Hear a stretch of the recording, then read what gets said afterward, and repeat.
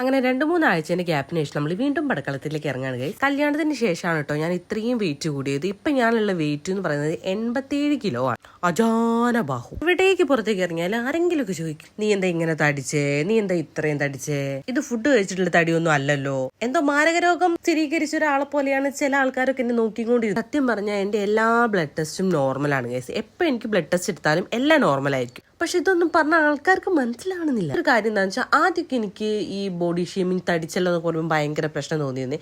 ഇപ്പൊ പിന്നെ ആരെന്ത് പറഞ്ഞാലും ഒരു കൂസലും ഇല്ലാത്ത അവസ്ഥയാണ്. കല്യാണത്തിന് ശേഷം വെയിറ്റ് കൂടിയപ്പോൾ ഞാൻ ഒരുപാട് പ്രാവശ്യം ജിമ്മ് മാറി ട്രൈ ചെയ്തു. പക്ഷെ എൻ്റെ വെയിറ്റ് കുറഞ്ഞില്ല.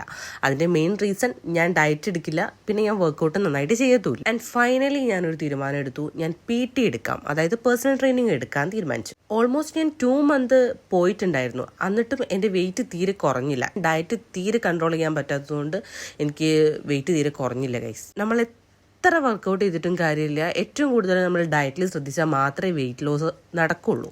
അത് കഴിഞ്ഞതിന് ശേഷം ഞാൻ ഏകദേശം സ്റ്റോപ്പ് ചെയ്യാം, ഇനിയിപ്പോൾ ഇങ്ങനെയൊക്കെ മതി, ഇങ്ങനെ ജീവിച്ച് മരിക്കാം എന്നുള്ള തീരുമാനത്തിലൊക്കെ എത്തിയതിന് ശേഷം ഞാൻ വീണ്ടും ആലോചിച്ചു, ഒരു മാസം കൂടെ ഞാനൊന്ന് ട്രൈ ചെയ്യാമെന്ന് വിചാരിച്ചു. ഞാൻ രണ്ടാമതൊന്നല്ല, കുറേ പ്രാവശ്യമായി, എന്നാലും ലാസ്റ്റ് ഒരു പ്രാവശ്യം കൂടെ ഞാൻ ജിമ്മിൽ പോകാൻ തീരുമാനിച്ചു.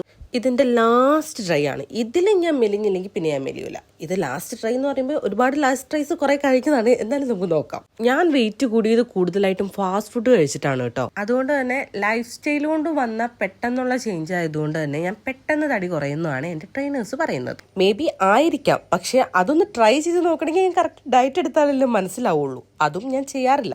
ഒരു പ്രാവശ്യം കൂടി ട്രൈ ചെയ്ത് നോക്കാം. ഇനി എൻ്റെ വരുന്ന വീഡിയോസിലൊക്കെ ഞാൻ എൻ്റെ വെയിറ്റ് ലോസ് അപ്ഡേഷൻസ് പറയാം. എൻ്റെ വെയിറ്റ് ലോസ് ജേർണി നിങ്ങൾക്ക് അറിയണമെന്നുണ്ടെങ്കിൽ please do subscribe and support me.